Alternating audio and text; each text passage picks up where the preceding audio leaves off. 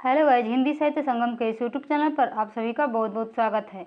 आज की क्लास में हम पढ़ने वाले हैं एनसीईआरटी बुक हिंदी क्लास 10। ठीक है, कक्षा 10 की क्लास है, कक्षा 10। ठीक है, कक्षा 10। किताब का नाम है स्पर्श। ठीक है, स्पर्श का हम लोग पहला चैप्टर पढ़ेंगे। बड़े भाई साहब जो लिखे हैं प्रेमचंद जी ने। ठीक है, चैप्टर का नाम है बड़े भाई साहब। बड़े भाई साहब प्रेमचंद जी द्वारा लिखा गया है, प्रेमचंद।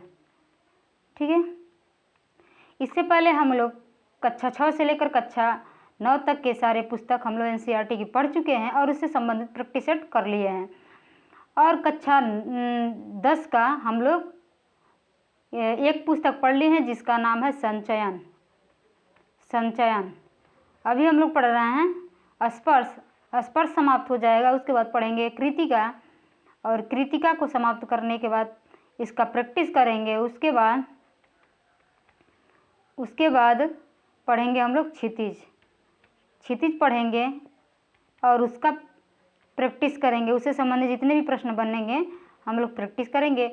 उसके बाद जब इतना हम लोग कर लेंगे फिर बढ़ेंगे कक्षा 11 की तरफ, कक्षा 11 और कक्षा 12। ठीक है, तो चलिए स्टार्ट करते हैं आज की क्लास। यदि आप चैनल पर नए हैं तो चैनल को सब्सक्राइब कर लें और ज़्यादा से ज़्यादा शेयर करें। ठीक है, आज का जो चैप्टर है वो है मुंशी प्रेमचंद जी द्वारा लिखा गया है बड़े भाई साहब। इससे पहले गद्य खंड में एक कोटेशन है, कथन है, ये बहुत इम्पोर्टेंट है, इसीलिए मैं सोची कि आप लोगों को ये बता देती हूँ। ठीक है, रविंद्रनाथ ठाकुर द्वारा लिखा गया है कि आधुनिक भारत की संस्कृति, आधुनिक भारत की संस्कृति एक विकसित शतदल कमल के समान है, जिसका एक एक दल एक एक प्रांतीय भाषा और उसकी साहित्य संस्कृति है। किसी एक को मिटा देने से उस कमल की शोभा ही नष्ट हो जाएगी। हम चाहते हैं कि भारत की सब प्रांतीय बोलियां जिनमें सुंदर साहित्य सृष्टि हुई है अपने अपने घर में प्रांत में रानी बनकर रहे और आधुनिक भाषाओं के हार की मध्य मणि हिंदी भारत भारती होकर विराजती रहे। ठीक है, हिंदी भारत भारती होकर विराजती रहे। भारत भारती को देखकर मुझे याद आ गया, भारत भारती रचना है मैथिली शरण गुप्त की। मैथिली शरण गुप्त की बहुत ही मशहूर रचना है और इसका प्रकाशन वर्ष यदि पूछे, अक्सर प्रकाशन वर्ष पूछता है 1912। ठीक है, तो यहाँ हम लोग ये कथन देख लिए। इसमें कहा जा रहा है कि आधुनिक भारत की संस्कृति, जो हमारी भारत की संस्कृति एक विकसित शतदल कमल के समान है। ठीक है, जिसका एक एक दल, उसमें जो एक एक दल पंखुड़ियाँ होती हैं वो एक एक प्रांतीय भाषा हैं। पंखुड़ियों को उन्होंने भाषा से रिलेट किया हुआ है और उसकी साहित्य संस्कृति है। किसी एक को मिटा देने से उस कमल की शोभा ही नष्ट हो जाएगी। एक पंखुड़ी उसमें से गिर जाएगी, निकल जाएगी तो कमल अच्छा नहीं लगेगा। हम चाहते हैं कि भारत की सब प्रांतीय बोलियां जिनमें सुंदर साहित्य सृष्टि है अपने अपने घर में प्रांत में यानी अपने देश में वो रानी बनकर रहे और आधुनिक भाषाओं के हार की मध्य मणि हिंदी भारत भारती होकर विराजती रहे। किसने लिखा है? रविंद्रनाथ ठाकुर ने। और ये कथन बहुत ही अच्छा है। ठीक है, आगे बढ़ते हैं चैप्टर के तरफ। चैप्टर में क्या दिया गया है पहले देखेंगे प्रेमचंद के बारे में। प्रेमचंद के बारे में पहले पढ़ेंगे, उसके बाद से इनके द्वारा लिखा गया जो बड़े भाई साहब है इसको पढ़ेंगे। तो प्रेमचंद का जन्म होता है 1880 में और मृत्यु उनकी होती है 1836 में।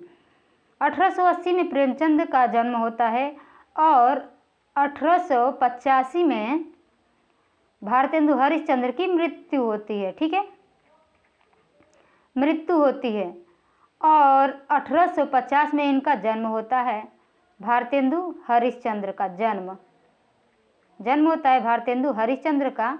ऐसे रिलेट करके आप लोग याद करेंगे तो बहुत जल्दी याद हो जाता है। ठीक है, भारतेंदु हरिश्चंद्र का 1936 की बात करें तो 1918 से लेकर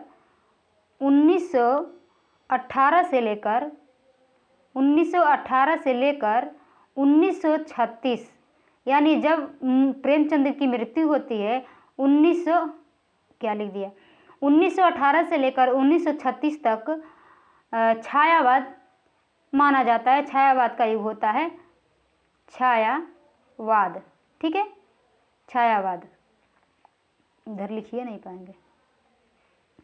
छायावाद कब से कब तक रहता है? 1918 से लेकर 1936 तक, ठीक है। तो ये डेट देखने पर कुछ न कुछ याद हो जाता है, तो इसीलिए हम इससे रिलेट करके आप लोगों को बता दिए हैं ताकि आपको भी याद रहे। आइए पढ़ते हैं, मुद्दे पर आते हैं। प्रेमचंद का जन्म होता है 1880 में और मृत्यु होती है 1936 में। 31 जुलाई 1880 को बनारस के करीब लमही गांव में जन्मे धनपत राय। इनका मूल नाम क्या था? धनपत राय, ये भी ध्यान रखिएगा। धनपत राय ने उर्दू में नवाब राय और हिंदी में प्रेमचंद नाम से लेखन किया है। निजी व्यवहार और पत्राचार धनपत राय नाम से ही करते रहे। उर्दू में प्रकाशित पहला जो कहानी संग्रह है इनका सोजे वतन जो उर्दू में प्रकाशित हुई थी, इसको अंग्रेजों ने जब्त कर लिया था सिडिशन का आरोप लगाकर, ठीक है। अंग्रेज सरकार ने जब्त कर लिया, ये इसलिए जब्त कर लिया कि ये देशद्रोही है। ये जो रचना है देशद्रोही, सिडिशन यानी देशद्रोही का आरोप लगाकर इस रचना को, इस कहानी संग्रह को अंग्रेजों ने जब्त कर लिया, ठीक है। आजीविका के लिए स्कूल मास्टरी, इंस्पेक्टरी, मैनेजरी के अलावा इन्होंने हंस, माधुरी जैसी प्रमुख पत्रिकाओं का संपादन भी किया। कुछ समय बम्बई, मुंबई की फिल्म नगरी में भी बिताया, लेकिन वह उन्हें रास नहीं आई। यद्यपि उनकी कई कृतियों पर यादगार फिल्में बनी। आम आदमी के दुख दर्द के बेजोड़ चितेरे प्रेमचंद को उनके जीवन काल में ही कथा सम्राट, उपन्यास सम्राट कहा जाने लगा। ये भी प्रश्न पूछता है कि कथा सम्राट किसे कहा जाता है और उपन्यास सम्राट किसे कहा जाता है। तो याद रखिएगा, कथा सम्राट और उपन्यास सम्राट कहा जाता है प्रेमचंद जी को, ठीक है। उन्होंने हिंदी कथा लेखन की परिपाटी पूरी तरह बदल डाली थी। अपनी रचनाओं में उन्होंने उन लोगों को प्रमुख पात्र बनाकर साहित्य में जगह दी जिन्हें जीवन और जगत में केवल प्रताड़ना और लांछन ही मिले थे। 8 अक्टूबर 1936 में उनका देहावसान हुआ। प्रेमचंद ने जितनी भी कहानियां लिखी वे सब मानसरोवर शीर्षक से 8 खंडों में संकलित हैं। जितनी सारी कहानियां हैं, लगभग 300 कहानियां हैं, उन कहानियों को मानसरोवर शीर्षक से 8 खंडों में संकलित हैं। 8 खंडों में इसको संकलित किया गया है, ठीक है। ये भी प्रश्न बन सकता है कि प्रेमचंद की जो कहानियां हैं लगभग 300 के करीब, वो किस नाम से प्रकाशित हुई हैं? तो मानसरोवर के नाम से। और एक प्रश्न और बन सकता है कि मानसरोवर कितने खंडों में है? 5, 6, 7, 8 तक आपका उत्तर होना चाहिए। 8 खंडों में संकलित है। उनके प्रमुख उपन्यास है, अब यहाँ उपन्यास दे रहा है, गोदान, गबन, प्रेमाश्रम, सेवा सदन, निर्मला, कर्मभूमि, रंगभूमि, कायाकल्प, प्रतिज्ञा और मंगलसूत्र। मंगलसूत्र उनका जो उपन्यास है वो अपूर्ण है, ठीक है, अपूर्ण है। गोदान की रचना, गोदान का प्रकाशन वर्ष अक्सर पूछा जाता है 1936 में, यह नेट के सिलेबस में दिया हुआ है, ठीक है। आगे बढ़ते हैं, आगे है पाठ प्रवेश, यानी अब हम लोग पाठ की तरफ बढ़ रहे हैं।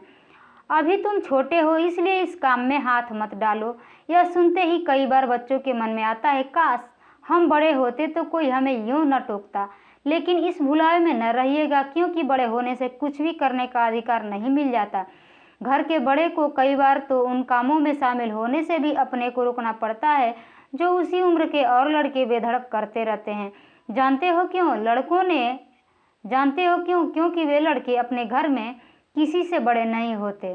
प्रस्तुत पाठ में भी एक बड़े भाई साहब हैं, जो हैं तो छोटे ही, लेकिन घर में उनसे छोटा एक भाई और है। उससे उम्र में केवल कुछ साल बड़े होने के कारण उनसे बड़ी बड़ी अपेक्षाएं की जाती हैं। बड़ा होने के नाते वह खुद भी यही चाहते और कोशिश करते हैं कि वह जो कुछ भी करें वह छोटे भाई के लिए एक मिसाल का काम करें। इस आदर्श स्थिति को बनाए रखने के फेर में बड़े भाई साहब का बचपना तिरोहित हो जाता है। तो आइए स्टार्ट करते हैं और देखते हैं बड़े भाई साहब। बड़े भाई साहब मुझसे 5 साल बड़े, लेकिन केवल 3 दर्जे आगे। उन्होंने भी उसी उम्र में पढ़ना शुरू किया था जब मैंने शुरू किया, लेकिन तालीम जैसे महत्व के मामले में वह जल्दबाजी से काम लेना पसंद न करते थे। इस भवन की बुनियाद खूब मजबूत डालना चाहते थे, जिस पर आलीशान महल बन सके। 1 साल का काम 2 साल में करते थे, कभी कभी 3 साल भी लग जाते थे। बुनियाद ही पुख्ता न हो तो मकान कैसे पायेदार बने। मैं छोटा था, वह बड़े थे। मेरी उम्र 9 साल की थी, वह 14 साल के थे। उन्हें मेरी तंबीह और निगरानी का पूरा और जन्मसिद्ध अधिकार था, और मेरी शालीनता इसी में थी कि उनके हुक्म को कानून समझूं। वह स्वभाव से बड़े अध्ययनशील थे, हरदम किताब खोले बैठे रहते, और शायद दिमाग को आराम देने के लिए कभी कॉपी पर किताब के हाशियों पर चिड़ियों, कुत्तों, बिल्लियों की तस्वीरें बनाया करते थे। कभी कभी एक ही नाम या शब्द या वाक्य 10-20 बार लिख डालते, कभी एक शेर को बार बार सुंदर अक्षरों में नकल करते, कभी ऐसी शब्द रचना करते जिसमें न कोई अर्थ न होता, न कोई सामंजस्य। मसलन एक बार उनकी कॉपी पर मैंने यह इबारत देखी, स्पेशल अमीना भाइयों भाइयों, दरअसल भाई भाई, राधे श्याम, श्रीयुत राधे श्याम। 1 घंटे तक इसके बाद एक आदमी का चेहरा बना हुआ था। मैंने बहुत चेष्टा की कि इस पहेली का कोई अर्थ निकालूं, लेकिन असफल रहा और उनसे पूछने का साहस न हुआ। वह 9वीं जमात में थे, मैं 5वीं में। उनकी रचनाओं को समझना मेरे लिए छोटा मुंह बड़ी बात थी। मेरा जी पढ़ने में बिल्कुल न लगता था। 1 घंटा भी किताब लेकर बैठना पड़ता था। मौका पाते ही हॉस्टल से निकलकर मैदान में आ जाता और कभी कंकरियां उछालता, कभी कागज की तितलियां उड़ाता, और कहीं कोई साथी मिल गया तो पूछना ही क्या। कभी 4 दीवारी पर चढ़कर नीचे कूद रहे हैं, कभी फाटक पर सवार उसे आगे पीछे चलाते हुए मोटर कार का आनंद उठा रहे हैं। लेकिन कमरे में आते ही भाई साहब का वह रुद्र रूप देखकर प्राण सूख जाते। उनका पहला सवाल यह होता, कहाँ थे? हमेशा यही सवाल इसी ध्वनि में हमेशा पूछा जाता, और इसका जवाब मेरे पास केवल मौन था। न जाने मेरे मुंह से यह बात क्यों न निकलती कि जरा बाहर खेल रहा था। मेरा मौन कह देता था कि मुझे अपना अपराध स्वीकार है, और भाई साहब के लिए उसके सिवा और कोई इलाज न था कि स्नेह और रोज से मिले हुए शब्दों में मेरा सत्कार करें। इसी तरह अंग्रेजी पढ़ोगे तो जिंदगी भर पढ़ते रहोगे और एक हर्फ न आएगा। अंग्रेजी पढ़ना कोई हंसी खेल नहीं है कि जो चाहे पढ़ ले। नहीं, ऐरा गैरा नत्थु खैरा सभी अंग्रेजी के विद्वान हो जाते। यहाँ रात दिन आंखें फोड़नी पड़ती है और खून जलाना पड़ता है, तब कहीं अविद्या आती है। और आती क्या है? हाँ, कहने को आ जाती है। बड़े बड़े विद्वान भी शुद्ध अंग्रेजी नहीं लिख सकते, बोलना तो दूर रहा। और मैं कहता हूँ, तुम कितने घोंघा हो कि मुझे देखकर भी सबक नहीं लेते। मैं कितनी मेहनत करता हूँ, यह तुम अपनी आंखों से देखते हो। अगर नहीं देखते तो यह तुम्हारी आंखों का कसूर है, तुम्हारी बुद्धि का कसूर है। इतने मेले तमाशे होते हैं, तुमने कभी देखने जाते देखा है? रोज ही क्रिकेट और हॉकी मैच होते हैं, मैं पास नहीं फटकता, हमेशा पढ़ता रहता हूँ। उस पर भी एक दर्जे में 2-2, 3-3 साल पढ़ा रहता हूँ। फिर भी तुम कैसे आशा करते हो कि तुम यूँ खेल कूद में वक्त गंवाकर पास हो जाओगे? मुझे तो 2 ही 3 साल लगते हैं। तुम उम्र भर इसी दर्जे में पढ़े सड़ते रहोगे। अगर तुम्हें इस तरह उम्र गंवानी है तो बेहतर है घर चले जाओ और मज़े से गुल्ली डंडा खेलो। दादा की गाढ़ी कमाई के रुपए क्यों बर्बाद करते हो? मैं यह लताड़ सुनकर आंसू बहाने लगता। जवाब ही क्या था? अपराध तो मैंने किया, लताड़ कौन सा है? भाई साहब उपदेश की कला में निपुण थे। ऐसी ऐसी वो लगती बातें कहते, ऐसे ऐसे सूखती बाण चलाते कि मेरे जिगर के टुकड़े टुकड़े हो जाते और हिम्मत टूट जाती। इस तरह जान तोड़कर मेहनत करने की शक्ति मैं अपने में न पाता था, और उस निराश में जरा देर के लिए मैं सोचने लगता, क्यों न घर चला जाऊं। जो काम मेरे बूते के बाहर है उसमें हाथ डालकर क्यों अपनी ज़िंदगी खराब करूं। मुझे अपना मूर्ख रहना मंजूर था, लेकिन उतनी मेहनत से मुझे तो चक्कर आ जाता था। लेकिन घंटे 2 घंटे के बाद निराशा के बादल फट जाते और मैं इरादा करता कि आगे से खूब जी लगाकर पढ़ूंगा। चटपट एक टाइम टेबल बना लेता, बिना पहले से नक्शा बनाए कोई स्कीम तैयार किए काम कैसे शुरू करूं। टाइम टेबल में खेल कूद की मद बिल्कुल उड़ जाती। प्रातःकाल 6 बजे उठना, मुंह हाथ धो नाश्ता कर पढ़ने बैठ जाना। 6 से 8 तक अंग्रेजी, 8 से 9 तक हिसाब, 9 से 9:30 तक इतिहास, फिर भोजन और स्कूल। 3:30 बजे स्कूल से वापस होकर आधा घंटा आराम। 4 से 5 तक भूगोल, 5 से 6 तक ग्रामर, आधा घंटा हॉस्टल के सामने ही टहलना। 6:30 से 7 तक अंग्रेजी कंपोजिशन, फिर भोजन करके 8 से 9 तक अनुवाद। 9 से 10 तक हिंदी, 10 से 11 तक विविध विषय, फिर विश्राम। मगर टाइम टेबल बना लेना ही एक बात है, उस पर अमल करना दूसरी बात। पहले ही दिन उसकी अवहेलना शुरू हो जाती।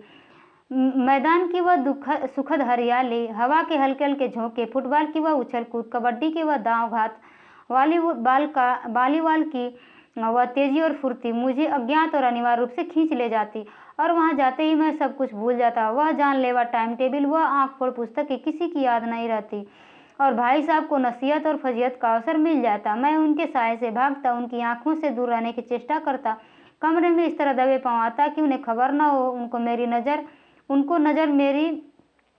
उनकी नज़र मेरी ओर उठी और मेरे प्राण निकले। हमेशा सिर पर एक नंगी तलवार सी लटकती मालूम होती, फिर भी जैसे मौत और विपत्ति के बीच भी आदमी मोह और माया के बंधन में जकड़ा रहता है। मैं फटकार और घुड़कियां खाकर भी खेलकूद का तिरस्कार न कर सका। पहला भाग समाप्त होता है। अब दूसरा भाग देखते हैं। सालाना इम्तिहान खत्म हुआ, भाई साहब फेल हो गए, मैं पास हो गया और दर्जे में प्रथम आया। मेरे और उनके बीच में केवल 2 साल का अंतर रह गया। जी मैं आया भाई साहब को आड़े हाथों लूं। आपकी वह घोर तपस्या कहाँ गई? मुझे देखिए, मजे से खेलता भी रहा और दर्जे में अव्वल हुई हूँ, लेकिन वह इतने दुखी और उदास थे कि मुझे उनसे दिली हमदर्दी हुई और उनके घाव पर नमक छिड़कने का विचार ही लज्जास्पद जान पड़ा। हाँ, अब मुझे अपने ऊपर कुछ अभिमान हुआ और आत्मा सम्मान भी बढ़ा। भाई साहब का वह रौब मुझ पर न रहा। आज़ादी से खेलकूद में शरीक होने लगा। दिल मजबूत था, अगर उन्होंने फिर मेरी फजत की तो साफ कर दूंगा, आपने अपना खून जलाकर कौन सा तीर मार लिया। मैं तो खेलते कूदते दर्जे में अव्वल आ गया। जबान से यह हेकड़ी जताने का साहस न होने पर भी मेरे रंग ढंग से साफ जाहिर होता था कि भाई साहब का वह आतंक मुझ पर नहीं था। भाई साहब ने इसे भांप लिया। उनकी सहज बुद्धि बड़ी तीव्र थी। और एक दिन जब मैं भोर का सारा समय गुल्ली डंडे की भेंट करके ठीक भोजन के समय लौटा तो भाई साहब ने मानो तलवार खींच ली और मुझ पर टूट पड़े। देखता हूँ इस साल पास हो गए और दर्जे में अव्वल आ गए तो तुम्हें दिमाग हो गया है। मगर भाईजान, घमंड तो बड़े बड़े का नहीं रहा। तुम्हारी क्या हस्ती है? इतिहास में रावण का हाल तो पढ़ा ही होगा। उसके चरित्र से तुमने कौन सा उपदेश लिया या यूं ही पढ़ गए? महज इम्तिहान पास कर लेना कोई चीज नहीं, असल चीज है बुद्धि का विकास। जो कुछ पढ़ो उसका अभिप्राय समझो। रावण भूमंडल का स्वामी था। ऐसे राजाओं को चक्रवर्ती कहते हैं। आजकल अंग्रेजों के राज्य का विस्तार बहुत बढ़ा हुआ है, पर इन्हें चक्रवर्ती नहीं कह सकते। संसार में अनेक राष्ट्र अंग्रेजों का आधिपत्य स्वीकार नहीं करते, बिल्कुल स्वाधीन है। रावण चक्रवर्ती राजा था। संसार के सभी महिप उसे कर देते थे। बड़े बड़े देवता उसकी गुलामी करते थे। आग और पानी के देवता भी उसके दास थे। मगर उसका अंत क्या हुआ? घमंड ने उसका नाम निशान तक मिटा दिया। कोई उसे एक चुल्लू पानी देने वाला भी न बचा। आदमी और जो कुकर्म चाहे करे, पर अभिमान न करे, इतराए नहीं। अभिमान किया और दीन दुनिया दोनों से गया। शैतान का हाल भी पढ़ा ही होगा। उसे अभिमान हुआ था कि ईश्वर का उससे बढ़कर सच्चा भक्त कोई है ही नहीं। अंत में यह हुआ कि स्वर्ग से नरक में ढकेल दिया गया। शाहे रूम ने भी एक बार अहंकार किया था, भीख मांग मांग कर मर गया। तुमने तो अभी केवल एक दर्जा पास किया है और अभी से तुम्हारा सिर फिर गया।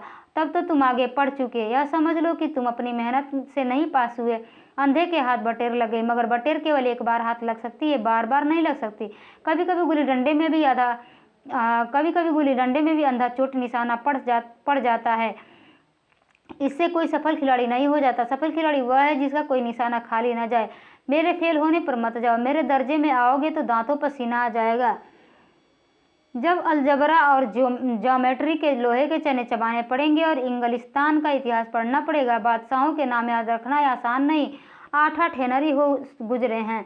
कौन सा कांड किस हेनरी के समय में हुआ, क्या यह याद कर लेना आसान समझते हो? हेनरी 7वें की जगह हेनरी 8वां लिखा और सब नंबर गायब। सफा चट, सिफर भी न मिलेगा। सिफर भी हो किस ख्याल में? दर्जनों तो जेम्स हुए हैं, दर्जनों विलियम, कोड़ियों चार्ल्स। दिमाग चक्कर खाने लगता है, आंधी रोग हो जाता है। इन अभागों को नाम भी न जुड़ते थे। एक ही नाम के पीछे दोयम, सोयम, चहारुम, पंचुम लगाते चले गए। मुझसे पूछते तो 10 लाख नाम बता देता। और ज्योमेट्री तो बस खुदा की पनाह, अ ब ज की जगह अ ज ब लिख दिया और सारे नंबर कट गए। कोई इन निर्दयी मुमत्तिहानों से नहीं पूछता कि आखिर अ ब ज और अ ज ब में क्या फ़र्क है, और व्यर्थ की बात के लिए क्यों छात्रों का खून करते हो? दाल भात रोटी खाई या भात दाल रोटी खाई, इसमें क्या रखा है? मगर इन परीक्षकों को क्या परवाह? वह तो वही देखते हैं जो पुस्तक में लिखा है। चाहते हैं कि लड़के अक्षर अक्षर रट डालें और इसी रटंत का नाम शिक्षा रख छोड़ा है। और आखिर इन बेसिर पैर की बातों के पढ़ने से फायदा। इस रेखा पर वह लंब गिरा दो तो आधार लंब से दुगुना होगा। पूछिए इससे प्रयोजन दुगुना नहीं चौगुना हो जाए या आधा ही रहे। मेरी बला से लेकिन परीक्षा में पास होना है तो यह सब खुराफात याद करनी पड़ेगी। कह दिया समय की पाबंदी पर एक निबंध लिखो जो 4 पन्नों से कम न हो। अब आप कॉपी सामने खोले, कलम हाथ में लिए, उसके नाम को रोइए। कौन नहीं जानता कि समय की पाबंदी बहुत अच्छी बात है। इससे आदमी के जीवन में संयम आ जाता है, दूसरों का उस पर स्नेह होने लगता है और उसके कारोबार में उन्नति होती है। लेकिन इस जरा सी बात पर 4 पन्ने कैसे लिखें? जो बात एक वाक्य में कही जा सके उसे 4 पन्नों में लिखने की जरूरत। मैं तो इसे हिमाकत कहता हूँ। यह तो समय की किफ़ायत नहीं बल्कि उसका दुरुपयोग है कि व्यर्थ में किसी बात को ठूंस दिया जाए। हम चाहते हैं आदमी को जो कुछ कहना हो चटपट कह दे और अपनी राह ले, मगर नहीं, आपको 4 पन्ने रंगने पड़ेंगे, चाहे जैसे लिखिए। और पन्ने भी पूरे फूल स्केप आकार के। या छात्रों पर अत्याचार नहीं तो और क्या है। अनर्थ तो यह है कि कहा जाता है संक्षेप में लिखो, कहा जाता है संक्षेप में लिखो। समय की पाबंदी पर संक्षेप में एक निबंध लिखो जो 4 पन्नों से कम न हो। ठीक, संक्षेप में तो 4 पन्ने हुए, नहीं शायद 100-200 पन्ने लिखवाते। तेज भी दौड़िए और धीरे धीरे भी। है उल्टी बात है या नहीं? है उल्टी बात है या नहीं? बालक भी इतनी सी बात समझ सकता है, लेकिन इन अध्यापकों को इतनी तमीज भी नहीं।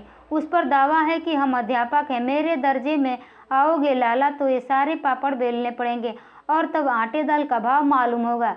इस दर्जे में अब बला गए हो तो जमीन पर पाँव नहीं रखते, इसलिए मेरा कहना मानिए। लाख फेल हो गया हूँ लेकिन तुमसे बड़ा हूँ। संसार का मुझे तुमसे कहीं ज़्यादा अनुभव है। जो कुछ कहता हूँ उसे गिरा बांधिए, नहीं पछताइएगा। स्कूल का समय निकट था, नहीं ईश्वर जाने यह उपदेश माला कब समाप्त होती। भोजन आज मुझे निस्वाद सा लग रहा। जब पास होने पर या तिरस्कार हो रहा है तो फेल हो जाने पर तो शायद प्राण ही ले लिए जाएं। भाई साहब ने अपने दर्जे की पढ़ाई का जो भयंकर चित्र खींचा था उसने मुझे भयभीत कर दिया। स्कूल छोड़कर घर नहीं भागा, यही ताज्जुब है। लेकिन इतने तिरस्कार पर भी पुस्तकों में मेरी अरुचि ज्यों की त्यों बनी रही। खेलकूद का कोई अवसर हाथ से न जाने देता। पढ़ता भी मगर बहुत कम, बस इतना कि रोज टॉस्क पूरा हो जाए और दर्जे में जलील न होना पड़े। अपने ऊपर जो विश्वास पैदा हुआ था वह फिर लुप्त हो गया और फिर चोरों का सा जीवन कटने लगा। 2 भाग इसका समाप्त हो गया। अब तीसरा भाग पढ़ते हैं। तीसरा भाग है, फिर सालाना इम्तिहान हुआ और कुछ ऐसा संयोग हुआ कि मैं फिर पास हुआ और भाई साहब फिर फेल हो गए। मैंने बहुत मेहनत नहीं की पर ना जाने कैसे दर्जे में अव्वल आ गया। मुझे खुद अचरज हुआ। भाई साहब ने प्राणांतक परिश्रम किया, कोर्स का एक एक शब्द चाट गए। 10 बजे रात तक इधर, 4 बजे भोर से उठकर 6 से 9:30 तक स्कूल जाने के पहले मुद्रा कांतिहीन हो गई थी, मगर बेचारे फेल हो गए।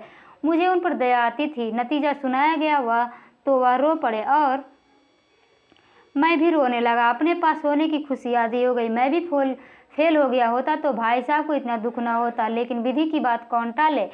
मेरे और भाई साहब के बीच में अब केवल 1 दर्जे का अंतर और रह गया। मेरे मन में एक कुटिल भावना उदय हुई कि कहीं भाई साहब 1 साल और फेल हो जाएं तो मैं उनके बराबर हो जाऊं, फिर वह किस आधार पर मेरी फजीयत कर सकेंगे। लेकिन मैंने इस विचार को दिल से बलपूर्वक निकाल डाला। आखिर वह मुझे मेरे हित के विचार से ही तो डांटते हैं। मुझे इस वक्त अप्रिय लगता है अवश्य, मगर यह शायद उनके उपदेशों का ही अवसर है कि मैं दनादन पास हो जाता हूँ और इतने अच्छे नंबरों से। अब भाई साहब बहुत कुछ नरम पड़ गए थे। कई बार मुझे डांटने का अवसर पाकर भी उन्होंने धीरज से काम लिया। शायद अब वह खुद समझने लगे थे कि मुझे डांटने का अधिकार उन्हें नहीं रहा, या रहा भी तो बहुत कम। मेरी स्वच्छंदता भी बढ़ी। मैं उनकी सहिष्णुता का अनुचित लाभ उठाने लगा। मुझे कुछ ऐसी धारणा हुई कि मैं पास हो जाऊंगा, पढ़ूं या न पढ़ूं। मेरी तकदीर बलवान है। इसलिए भाई साहब के डर से जो थोड़ा बहुत पढ़ लिया करता था वह अभी बंद हुआ। मुझे कनकौवे उड़ाने का नया शौक पैदा हो गया था और अब सारा समय पतंगबाजी की ही भेंट होता था। फिर भी मैं भाई साहब का अदब करता था और उनकी नज़र बचाकर कनकौवे उड़ाता। माझा देना, कन्ने बांधना, पतंग टूर्नामेंट की तैयारियां आदि समस्याएं सब गुप्त रूप से हल की जाती थी। मैं भाई साहब को यह संदेश न करने देना चाहता था कि उनका सम्मान और लिहाज मेरी नज़रों में कम हो गया है। एक दिन संध्या समय हॉस्टल से दूर में एक कनकौवा लूटने बेतहाशा दौड़ा जा रहा था। आंखें आसमान की ओर थी और मन उस आकाशगामी पथिक की ओर जो मंद गति से झूमता पतन की ओर चला आ रहा था, मानो कोई आत्मा स्वर्ग से निकलकर विरक्त मन से नए संस्कार ग्रहण करने जा रही हो। बालकों की पूरी सेना लगे और झाड़दार बांस लिए इनका स्वागत करने को दौड़ी आ रही थी। किसी को अपने आगे पीछे की खबर न थी। सभी मानो उस पतंग के साथ ही आकाश में उड़ रहे थे जहाँ सब कुछ समतल है, न मोटर कारें हैं, न ट्राम, न गाड़ियाँ। सहसा भाई साहब से मेरी मुठभेड़ हो गई, जो शायद बाजार से लौट रहे थे। उन्होंने वही हाथ पकड़ लिया और उग्र भाव से बोले, इस बाजारी लौंडों के साथ धेले के कनकौए के लिए दौड़ते तुम्हें शर्म नहीं आती? तुम्हें इसका भी कुछ लिहाज नहीं कि अब नीची जमात में नहीं हो बल्कि 8वीं जमात में आ गए हो और मुझसे केवल 1 दर्जा नीचे हो। आखिर आदमी को कुछ तो अपनी पोजीशन का ख्याल रखना चाहिए। एक जमाना था कि लोग 8वां दर्जा पास करके नायब तहसीलदार हो जाते थे। मैं कितने ही मिडिल लच्चियों को जानता हूँ जो आज अव्वल दर्जे के डिप्टी मजिस्ट्रेट या सुपरिटेंडेंट हैं। कितने ही 8वीं जमात वाले हमारे लीडर और समाचार पत्रों के संपादक हैं। बड़े बड़े विद्वान उनकी मातहती के में काम करते हैं और तुम उसी 8वें दर्जे में आकर बाजारी लौंडों के साथ कनकौवे के लिए दौड़ रहे हो। मुझे तुम्हारी इस कम अक्ली पर दुख होता है। तुम जहीन हो, इसमें शक नहीं, लेकिन वह जेहन किस काम का जो हमारे आत्मगौरव की हत्या कर डाले? तुम अपने दिल में समझते होगे मैं भाई साहब से महज 1 दर्जा नीचे हूँ और अब उन्हें मुझको कुछ कहने का हक नहीं है। लेकिन यह तुम्हारी गलती है। मैं तुमसे 5 साल बड़ा हूँ और चाहे आज तुम मेरी ही जमात में आ जाओ और परीक्षकों का यही हाल है जो निसंदेह अगले साल तुम मेरे समकक्ष हो जाओगे और शायद 1 साल बाद मुझसे आगे भी निकल जाओ। लेकिन मुझसे और मुझमें और तुझमें जो 5 साल का अंतर है उसे तुम क्या खुदा भी नहीं मिटा सकता।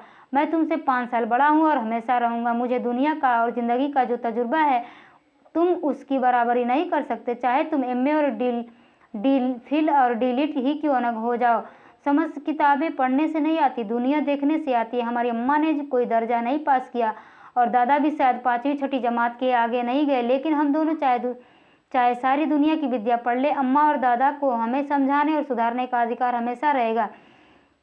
लेकिन इसलिए नहीं कि वे हमारे जन्मदाता हैं, बल्कि इसलिए कि उन्हें दुनिया का सबसे ज़्यादा तजुर्बा है और रहेगा। अमेरिका में किस तरह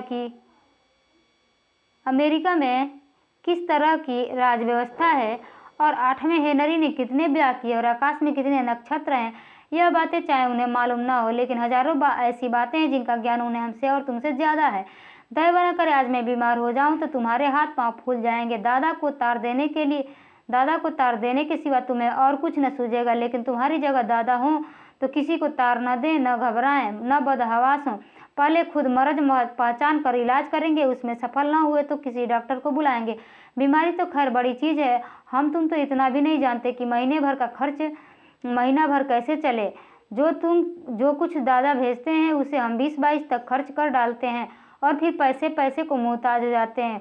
नाश्ता बंद हो जाता है, धोबी और नाई से मुँह चुराने लगते हैं। लेकिन जितना आज हम और तुम खर्च कर रहे हैं उसके आधे में दादा ने अपनी उम्र का बड़ा भाग इज्जत और नेकनामी के साथ निभाया है और कुटुंब का पालन किया है, जिसमें सब मिलकर 9 आदमी थे। अपने हेडमास्टर साहब ही को देखो, MA है कि नहीं, और यहाँ के MA नहीं ऑक्सफोर्ड के 1000 रुपये पाते हैं, लेकिन उनके घर का इंतजाम कौन करता? उनकी बूढ़ी माँ। हेडमास्टर साहब की डिग्री यहाँ बेकार हो गई। पहले खुद घर का इंतजाम करते थे, खर्च पूरा न पड़ता था, कर्जदार रहते थे। जब से उनकी माताजी ने प्रबंध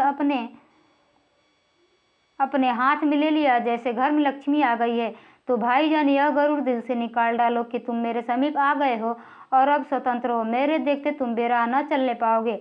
अगर तुम यूँ न मानोगे तो मैं थप्पड़ दिखाकर इसका प्रयोग भी कर सकता हूँ। मैं जानता हूँ तुम्हें मेरी बातें जहर लग रही हैं। मैं उनकी इस नई युक्ति से नतमस्तक हो गया। मुझे आज सचमुच अपनी लघुता का अनुभव हुआ और भाई साहब के प्रति मेरे मन में श्रद्धा उत्पन्न हुई। मैंने सजल आंखों से कहा, हरगिज नहीं, आप जो कुछ फरमा रहे हैं वह बिल्कुल सच है और आपको उसके कहने का अधिकार है। भाई साहब ने मुझे गले से लगा लिया और बोले, मैं कनकौवे उड़ाने को मना नहीं करता, मेरा भी जी ललचाता है, लेकिन करूं क्या? खुद बेराह चलूं तो तुम्हारी रक्षा कैसे करूं? यह कर्तव्य भी तो मेरे सिर है। संजोग से उसी वक्त एक कटा हुआ कनकौवा हमारे ऊपर से गुजरा। उसकी डोर लटक रही थी। लड़कों का एक गोल पीछे पीछे दौड़ा चला आता था। भाई साहब लंबे हैं ही उछल कर उसकी डोर पकड़ ली और बेतहाशा हॉस्टल की तरफ दौड़े। मैं पीछे पीछे दौड़ रहा था। तो यही है बड़े भाई साहब के बारे में इन्होंने लिखा है। इससे संबंधित नीचे प्रश्न दिए गए हैं, इसको भी आप लोग पढ़ लीजिएगा। इसका PDF आप लोगों को ग्रुप में दे दिया जाएगा। आप लोग ग्रुप से जुड़ सकते हैं, नंबर पर मैसेज करेंगे तो आप लोगों को ग्रुप से ऐड कर दिया जाएगा, ठीक है। और वैसे तो हम पढ़ा भी दिए, एक बार आप लोग सुन लीजिएगा, उसके बाद से जो प्रश्न दिए गए हैं इसको ज़रूर कर लीजिएगा, ठीक है। तो चलिए, आज की क्लास आप लोगों को कैसी लगी कमेंट बॉक्स में ज़रूर बताइएगा। मिलते हैं अगली क्लास में एक नए चैप्टर के साथ। नया चैप्टर है सीताराम सेक्सरिया का, ठीक है। धन्यवाद।